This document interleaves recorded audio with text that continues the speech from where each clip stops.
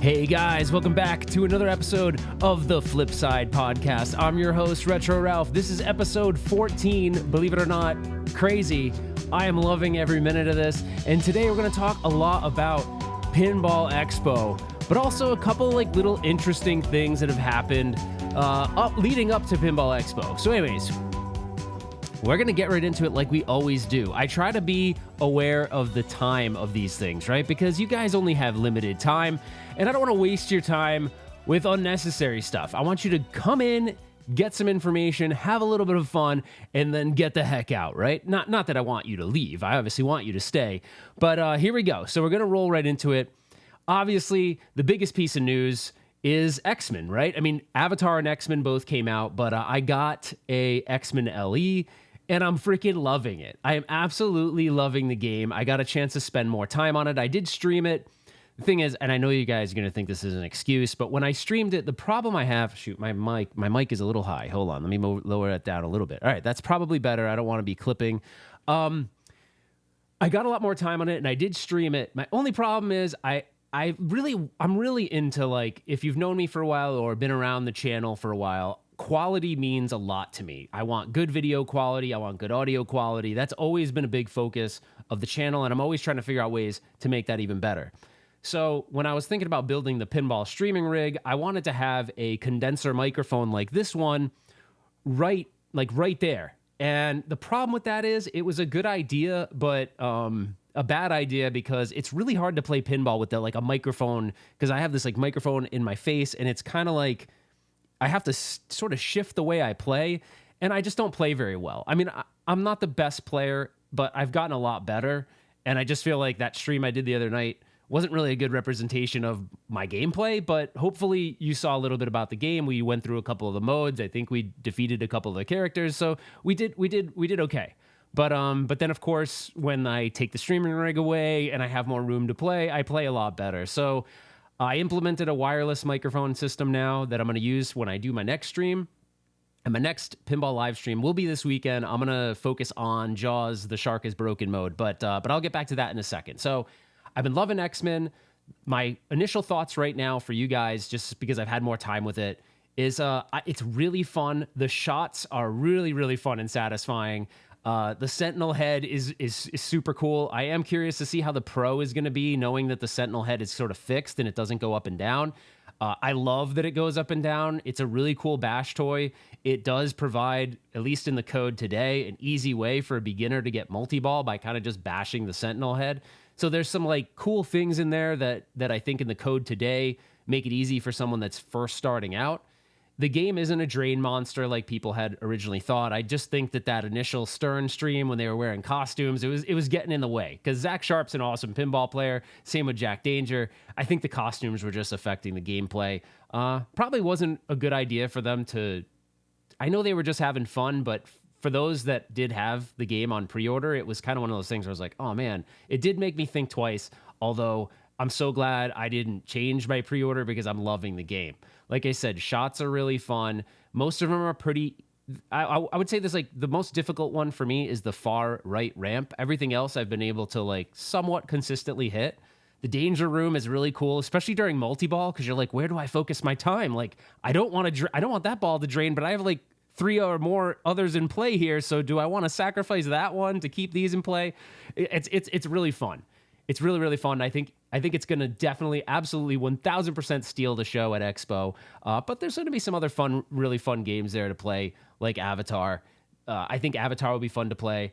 I have some curiosity in playing Alice in Wonderland or Adventure. I don't even know what the whole title of the name of the game is called. I watched a little bit of the coverage.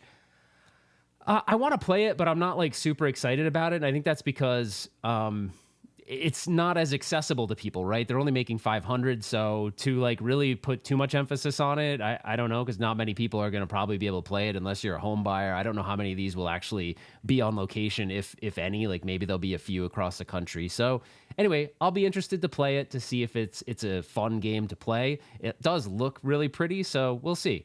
But Expo will be exciting because you're going to have Avatar, you're going to have Alice in Wonderland, you're going to have X-Men. And then you're going to have potentially other surprises around the show. And we're going to talk about one that I kind of teased in the thumbnail. Okay, I can't believe I forgot to mention this. So the other surprise I think you could potentially see either on the show floor or during the factory tour is the Metallica remastered version. So that is supposed to be rumored. I don't know if they're going to put that, though, on the floor or show people in the factory. Like the year that they did the Elvira Blood Kiss edition, which I can't remember if that was last year or not. I can't even remember. It's been so long. But that game they showed to the people during the factory tour, but they didn't have it on the show floor.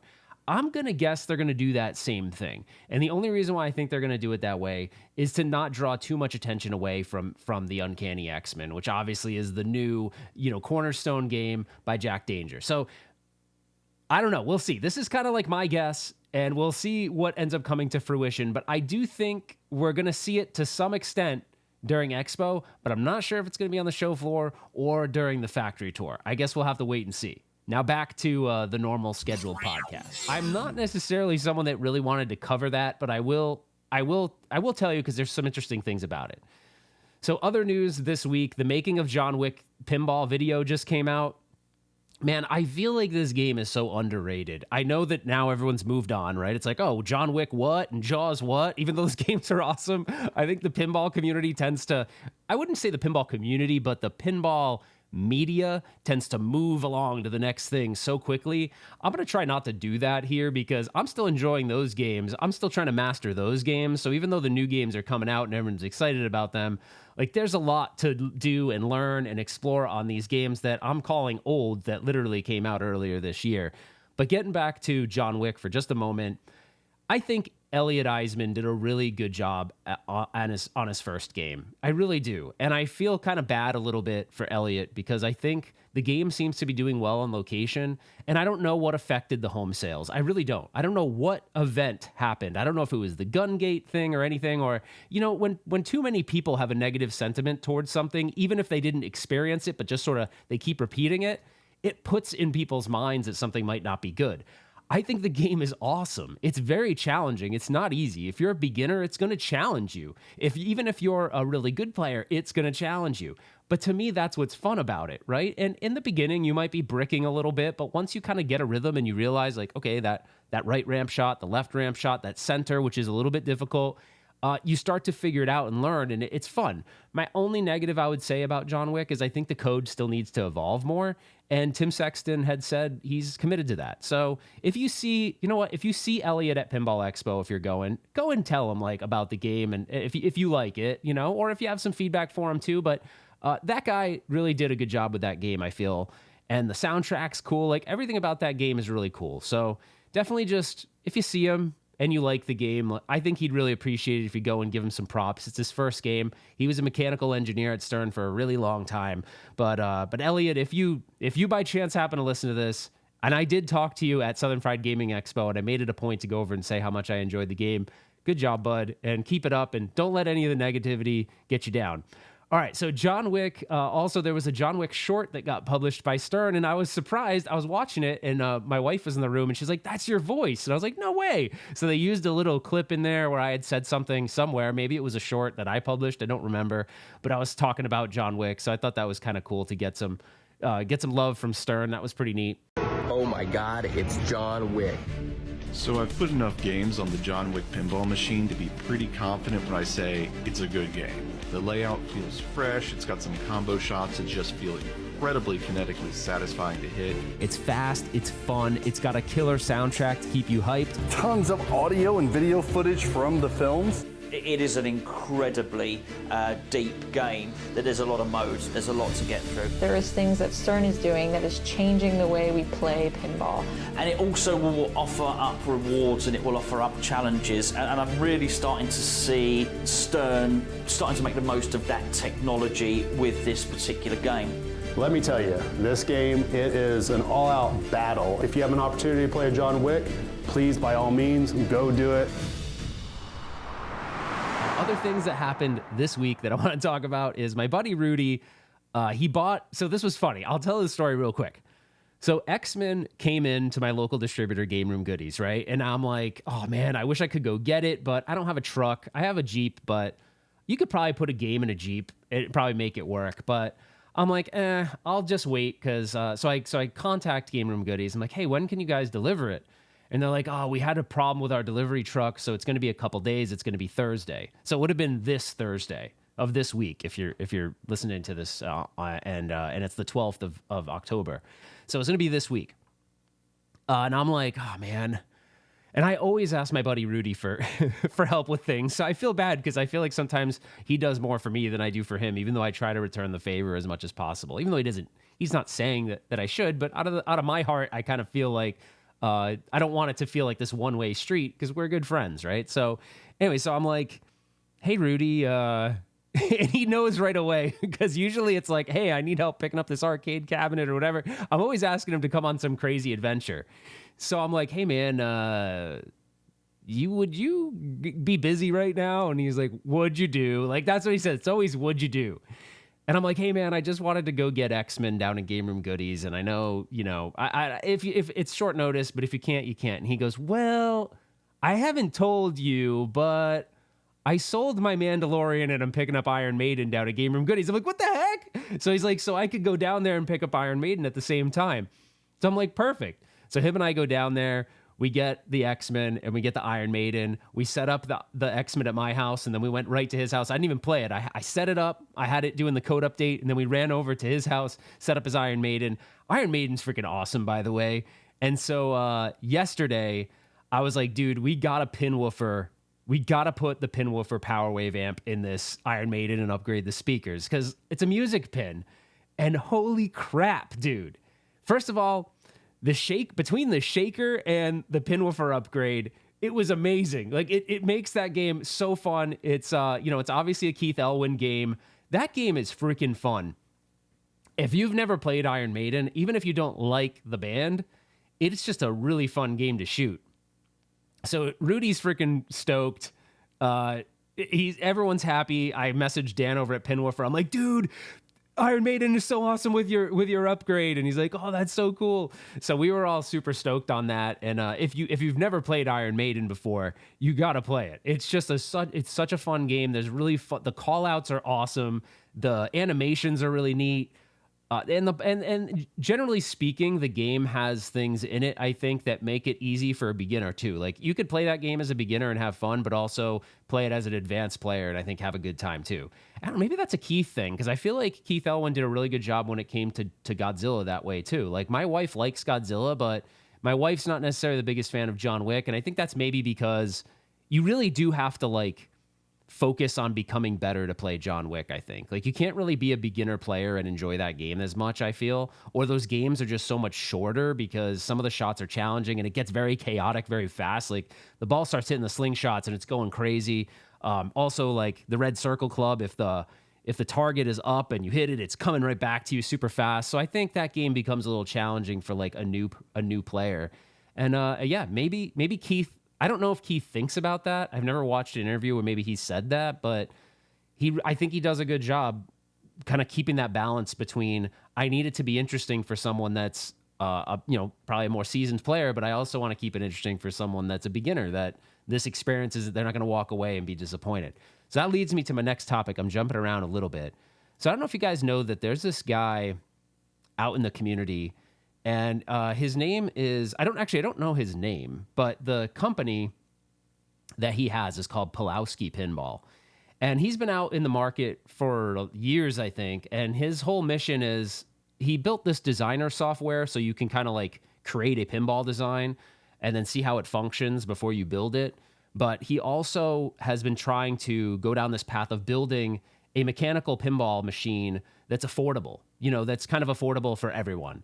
And I think his target price is, I don't know exactly. I want to say he's been trying to play in this $2,000, sub $3,000 range. And I think he's seems like he's able to achieve that. He hasn't built anything yet other than prototypes, but I got to say he's really committed to the cause and he's really interesting to listen to.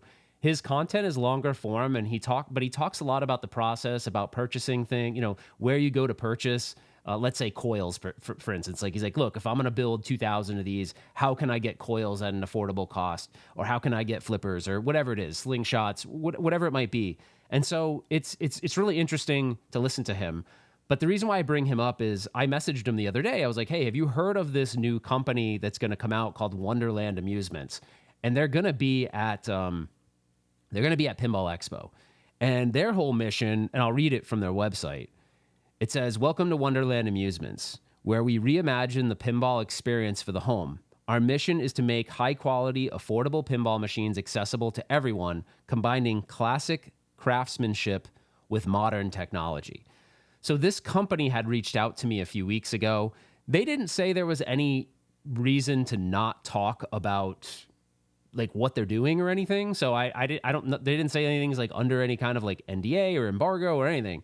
So I had just messaged Pulowski and I was like, hey man, like this might be something you're interested in because it looks like they're trying to do something similar to you where they're trying to build an affordable mechanical pinball device, like a standard traditional pinball machine. The thing is, when I started messaging back and forth with this Wonderland Amusements company, the reason why they got in touch with me is because they wanted to see if I was interested in looking at some of the ideas and concepts they have for this product. Supposedly at Expo, they're going to have a cabinet design. So they're going to have what their cabinet looks like. Now, keep in mind, when I messaged him about this, I asked what his target MSRP price point is, and he said 1,000-ish. So I'm like, wow, like it can't be a full-size machine at $1,000. At least I don't believe that would be possible. So we'll see what they have there. They said they're not going to have a play field. That's just going to be the cabinet.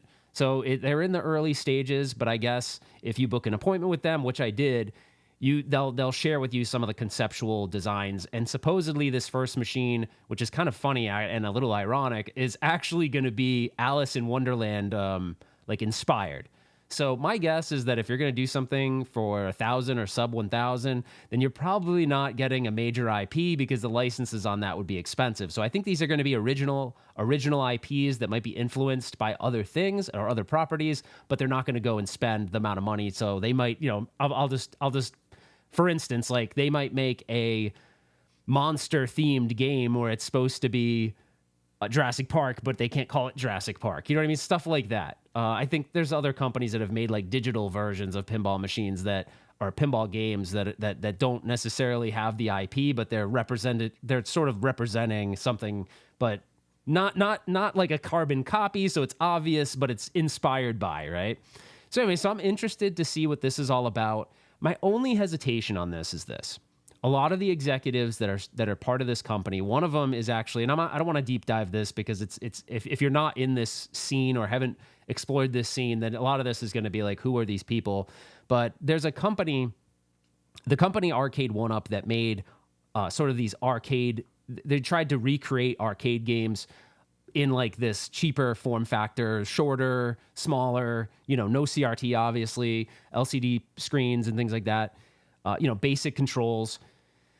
They really get a lot of credit for what they did, but it wasn't really them for the most part. It was this guy Jerry over at a company called ThinkUp. So that company was really making the design. So Arcade 1UP would come up with a concept. Hey, we want to make this game, and then they'd go over to the design team, ThinkUp, and ThinkUp would make a mock-up and say, well, how does this look? They'd go back and forth. They'd settle on a design, and then Arcade 1UP would put that design into production.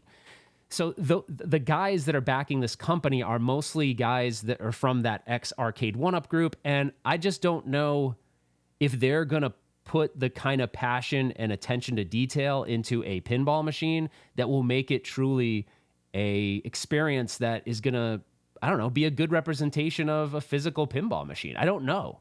Like, it'll be interesting. I hope it does, but that's the one thing where I struggle is if you're going to recreate something, there's going to be a new generation of people that might experience that thing.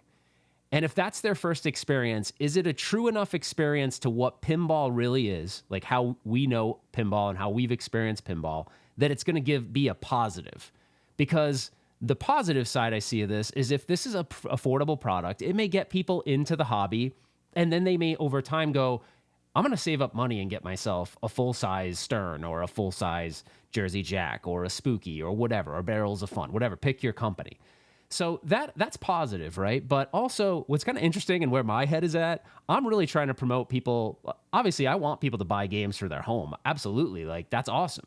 But, full-size games for their home. But that's not affordable for everybody. And when it's not, I'm kind of more promoting people to go out and play and be social and be outside of their homes. So this is just another thing to keep people inside your home. I don't know. We'll see. We'll see how it is. If you go to Pinball Expo, I don't know, I'm guessing they're going to have their own booth, but it's Wonderland Amusements. It is kind of interesting. We'll see. But if it's done in the quality of an arcade one-up, then I think it's going to turn off a lot of people. So we'll see. But if you're doing under 1,000, I don't know how do you do a wood playfield at 1,000? It's probably going to be made of MDF. Now keep in mind, Stern's home pins, the original version of Star Wars and Jurassic Park, those were MDF. The new one that they put in Costco, the new Jurassic Park, they did do wood. So we'll see. We'll see where that goes. But I think that is an interesting thing that's going to be at Pinball Expo. And it'll be interesting because, to me, Pinball Expo is, or has been, at least for the years I've gone, it's a hardcore pinball show. And that's what I love about it. It's all these pinheads. Now, will the standard pinhead be interested in something like this? I'm thinking not. I'm thinking they want to see it. They're going to be interested to see it, but I don't think that they're the buyer for this.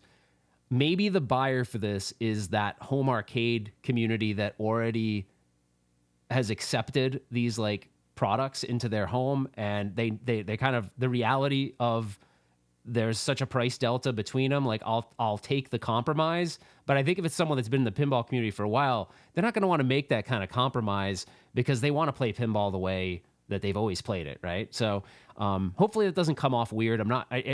They're obviously, I think it's a good thing when they have products that are geared towards someone that might not be able to afford a more expensive product. I just hope that the experience is one that is a good representation of pinball. And I don't know, if I look at the people that are behind this product, they're mostly business people. And Pulowski Pinball is a guy that really is passionate about pinball. Although he does talk about how he kind of got into it, but the things he's putting in his game are pretty creative. So he's shown a couple prototypes and they're really cool. So anyways, that's that topic. I think that's kind of interesting.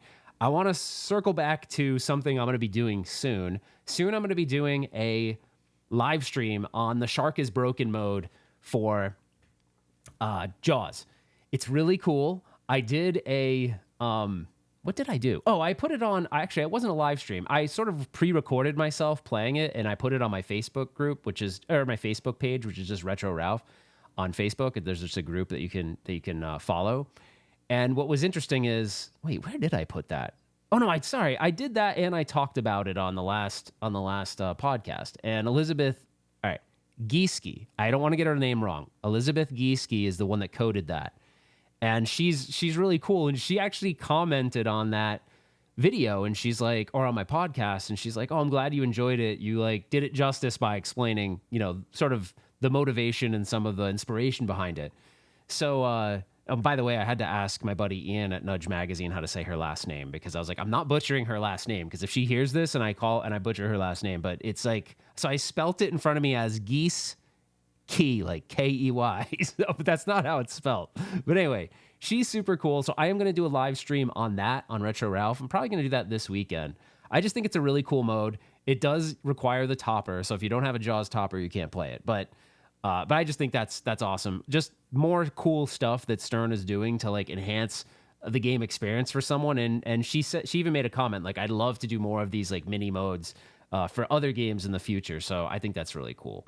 The other thing I'll say is, if you are going to Pinball Expo, one thing I discovered that I didn't know, and I guess you wouldn't really notice it if you didn't pay a lot of attention to a certain manufacturer, but when I went and played Avatar at Game Room Goodies, he was showing me, he was like popping the hood and stuff like that. So I got to see, I didn't realize that they have sort of something that leaves the balls in the trough. So you don't have to take the balls out when you raise the play field. I thought that was kind of cool. But then I noticed in the bottom left-hand corner, there's an area where you can either add Bluetooth headphones to play the game or plug in like a 3.5 millimeter jack. And I'm like, dude, that's actually really cool for two reasons. One, I use that functionality all the time at home, but I have to go buy the Stern kit and install it in my pinball machine. But theirs doesn't have Bluetooth. So I think that's really cool that they have a Bluetooth function. And the other reason why I think that's cool is when you're going to a place like Pinball Expo or any expo for that matter, and you're experiencing a game, it's really hard to get the full idea of that game because it's so loud and there's so many more games around. And a lot of times the volume, even though it's cranked up, the other games like drown it out so you don't get the full effect. And to me, pinball is a multimedia experience. There's a lot going on. It's the call outs, it's the music, it's the animations on the LCD, it's all the things going on the playfield. You do get the play experience, but sometimes you're not hearing the call outs or you're not hearing the music as much. So it's hard to like, even though it's a fun place to go play a bunch of games, it's hard to get that real perspective on, do I enjoy the full package of this game? The music, the sound, everything I'm talking about. So the fact that Jersey Jack allows you to plug in games, if you're going there, or plug in headphones, if you're going there, like maybe consider bringing a pair of headphones so that if you do go up to a Jersey Jack game, you can plug it in. Like go play Avatar with the headphones on or play Elton John with the headphones on and get the full effect because it'll drown out the sound in the hall because the hall can get so loud. The other thing too is pin sound is typically there, and a lot of times the games, I don't know if it's like, I can't remember. Every year I've gone, there's usually a slew of games that have headphones connected to them. They're not usually the newest games though, but so just take advantage of that, especially if you're looking to buy a certain game. When you hear it all, it's a lot easier to kind of come to a conclusion whether it's a game you like or not. Anyway, so I think that was it. There was one other thing I wanted to mention and I forget. Oh, on X-Men, there is a current issue on X-Men. It's the issue with the shooter rod and the auto plunger. Now, the issue is when you first plunge the game, like you go and you do your first plunge, the ball's supposed to go all the way around that like orbit in the back. It only does it, I don't know, maybe 50% of the time. It depends. Maybe people are having different experiences. I'd say about mine, about half the time it makes it all the way around. Now, Stern did a code update and they allowed you to, even though this is a standard feature usually, I guess they hadn't had it in the code yet, to adjust the power of the auto launcher. Well, the power's all the way up by default in the new code, and it's still not making it around consistently. So just know, I did a little fix that Kale over at Electric Bat told me. He's like, hey, this is like a weird operator trick. You might want to just try it. And he's like, take the rubber tip off the shooter rod, put a sort of a nut. So I put like a nut that would hold like a post on in the top of the tip and then put the tip back on. Now it goes around that orbit a little more consistently, but I got to really rip the plunger. Like I got to rip the crap out of it, but it does make it all the way around more consistently after doing that. So thank you, Kale. I was like, dude, that worked. He's like, awesome, little operator tricks of the trade. The other thing he told me, I haven't done this yet, is he was like, hey, consider, so there's like the fork, like the tongs on the auto shooter that hit the ball. He's like, take a pair of pliers and gently like squeeze them in little by little, and that might help. I haven't tried that yet. If that does fix the auto plunger, I'll let you guys know either on my Facebook page or somewhere. But these are the kind of cool things like being friends with operators. I'm like, hey, have you seen this before? What can I do? So I'll try it. But I'm not saying that these things are permanent fixes, but it is something out there. The only other thing that this is driving me nuts. It's a small thing. I don't want to make a big deal out of it, but I noticed it when I was playing and I'm like, oh, I don't know why this bothers me. Maybe because I'm OCD, but when my room is dimly lit, my game room downstairs, and I'm playing X-Men, now the apron that goes around the bottom of the game, typically your flippers are in the same position on a Stern game, right? They're not offset like it is on X-Men. Well, there's two LED lights that are kind of illuminating the trough area and the flippers. Well, those LEDs are in the same place, even though the flippers are offset to the right. So you get this weird shadowing around the flipper area because they didn't put like a third LED on or think about shifting the LEDs. I don't know why it bothers me. It does. It's not like it affects my gameplay or anything, but I'm kind of weird and a little OCD, so that does bother me. The one thing I will say, the flippers being offset does not bother me at all. You kind of just don't even notice that they are once you start playing.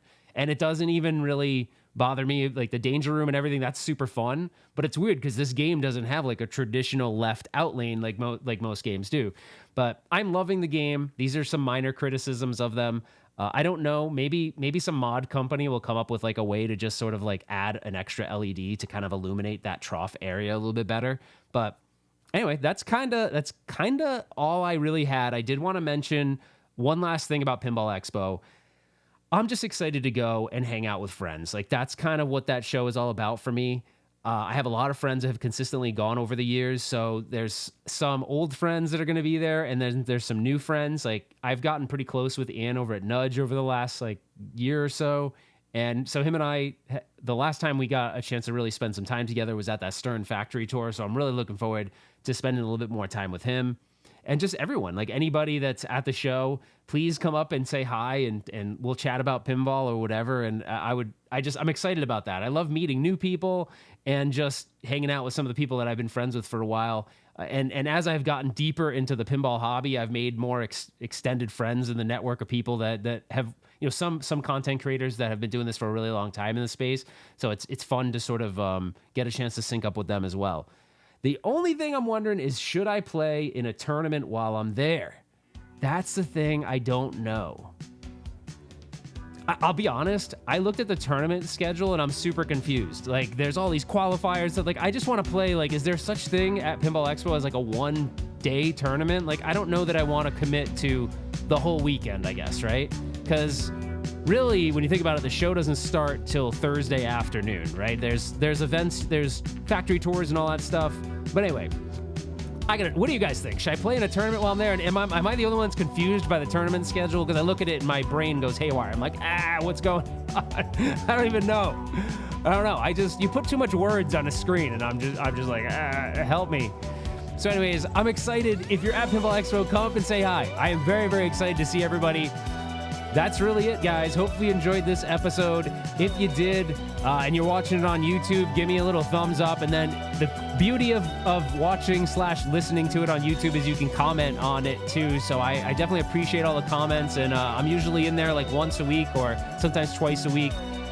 Responding to comments. Just work's been really busy. And I need Pinball Expo. My day job has been very stressful lately, guys. Like, I'm a manager, and I've had to do some things lately that are really not fun, and it's kind of been really, really stressful on me, weighing on me heavily emotionally. So this event is something that really brings me up, right? And it gets me excited. Everyone is so positive there, and you can feel the energy of every pinhead. It's like the pinheads align to make like a super pinhead. It's awesome. It's awesome. So I'm excited to be a part of that again, right? It feels good. It feels good. There's no drama there, man. Like, that's the thing. You go on Pinside, no there's drama. It's not there. At least it hasn't been since I've been there. So have fun. Go to the show. Say hello. I got stickers for everybody. And that's it. We will see you on the flip side. Take care, everybody.